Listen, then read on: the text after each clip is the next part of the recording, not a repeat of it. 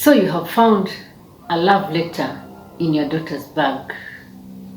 And lately, she has been coming home very late.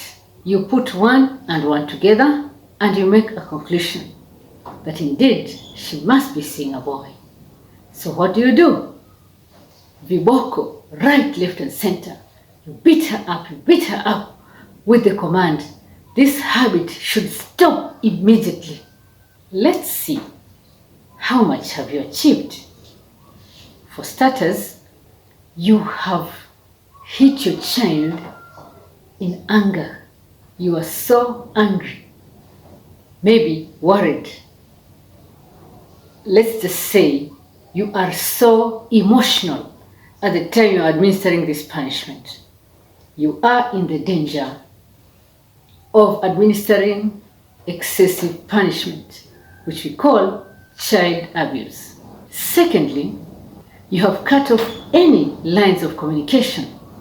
You can't even establish for sure if your daughter was seeing a boy, how deeply involved she was with this boy. You can't tell because you have already made the judgment and administered the punishment. Thirdly, your daughter is wondering, why has Mama inflicted so much pain on me? Is it a crime to love? Is it wrong to fall in love? So you are punishing a mistake, yet the recipient of the punishment is not even convicted that they are on the wrong. Most importantly, you have lost the opportunity to instill in your child the necessary skills to cope in the boy-girl relationship world. Welcome back to Reflections on Parenting. My name is Matilda, Guidance and Counseling Psychologist. In this channel, we share ideas on how to improve our parenting with each new day. While it is true that corporal punishment brings about immediate compliance from the child, it has been shown to have adverse effects in the long term.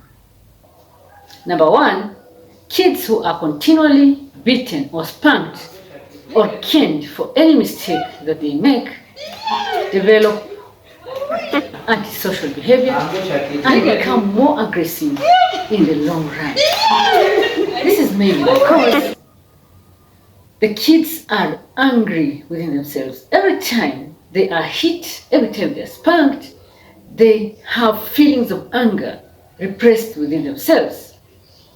And because they cannot retaliate on the person who is hitting them, these kids would displace their anger in other lesser threatening victims, like younger kids or animals around them, or breaking bottles, all those aggressive behaviors.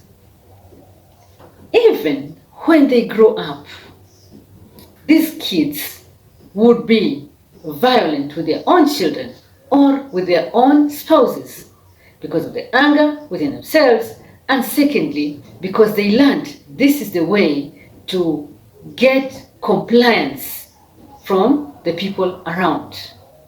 Antisocial behavior. Because of those negative feelings, negative emotions within them, most of these kids resort to use of drugs, use of alcohol, just to soothe themselves. This situation is made worse when the parent ridicules them, calls them names, says how useless they are when they are caning them. And most of us are guilty of that. Why ulitoka wapi? Akili za mama yako. I could not do such a thing. Why can't you think? Are you so foolish? And that time you're busy hitting the child. Let us always endeavor to uphold the dignity of our children, even when we are disciplining them. The neighbors are looking, younger siblings are looking and making fun, and you claim that is discipline? Secondly, corporal punishment results in unintended consequences, like physical injury on our children. You are angry and you slap your baby on the ear, you could easily rupture their eardrum. Or you're caning your child using a cane without knowing that the cane had a spike somewhere. So your child's skin breaks and they start bleeding. You did not intend for that, but it happens. Or you hit so hard on the backside until you hurt the backbone. And you see it becomes worse because you hit the kid today, tomorrow they make the same mistake. You want to hit harder, thinking that the harder you hit, the more disciplined they're going to be, which is not true. Scans show that people who keep being hit on the head, even by a mere football, have got brain injuries. So hitting your child on the head with a cane, with a fist is a no-no. Number 3, because of all this repressed anger, these emotions within your child or within the person that experiences corporal punishment, they are predisposed to developing mental issues, depression, suicidal tendencies. 4, corporal punishment impinges on the child-parent relationship. Many kids who undergo corporal punishment do not have close relationships with their parents. If anything, they want to hide information from their parent. They resort to lying so that they're not caned.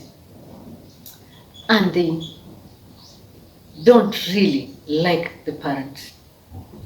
Communication lines are severed. The irony is when this parent discovers that the kids are blind, they resort to more hitting, more spanking, without realizing what is causing the kids to behave in such a manner. So the vicious cycle goes on and on. Finally, it has been shown that kids who are continuously spanked, hit, caned, have a lower cognitive ability than kids who undergo other forms of punishment. Mainly because caning does not involve reasoning, like the case of the girl earlier. The mother spanks the kid and tells her, "I want this habit to stop today." The mother doesn't bother to explain why she wants the habit to stop. The mother doesn't bother to even try to understand the point of view of her daughter, but she wants the habit to just end. The person who canes their child because the boy has stolen money from her and demands that the habit stops immediately has not even taken time to educate the child, to cause the child to understand why it is wrong to steal. It's like treating a headache with painkillers. The headache would stop immediately, but you have not addressed what is causing the headache. So definitely, the symptoms are still there. I once had a very beautiful story. A son had disrespected his mother in a big way. So, the daddy did not come down on the boy, hitting him with kicks and fists. The father was very calm and said, "Son, you don't talk to your mother like that. I want you to make it up to her." And the dad left it with the kid. With that span of time where you have left your child to think about the problem, it now hits the child. Yeah, I've really hurt my mother. I shouldn't have done this. So what does the boy decide? The boy decides to make it up to the mother.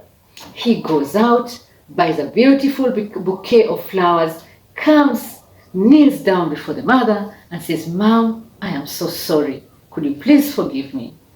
And it was so beautiful. Of course, the mom forgave the boy, hugged the boy, and life went on. But what are the advantages of this? Everyone in the family is happy, no ill feelings, no animosities, and most importantly, family bonds are being strengthened. I think as parents, we need to start doing the hard work of discipline, not just using the rod all the time, to hit our kids and hit our kids. Do proper planning. Set boundaries within your family. Give natural consequences for people who don't follow the boundaries.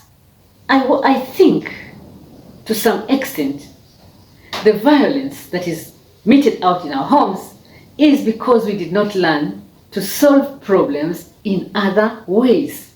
We just grew up being smacked, being hit. So we believe that if I want my wife to comply, I'm going to beat her up. If I want my children to comply, I am going to beat them up. And you have heard of all those disturbing stories of kids who have been maimed, kids who have been hit until they have to be taken to the hospital. Let us say the buck stops with us, the parents of this generation. Let us do things differently. Let us explore other ways of disciplining our children. And even in the process of disciplining them, let us help them to learn to solve problems that they have created. It would go a long way.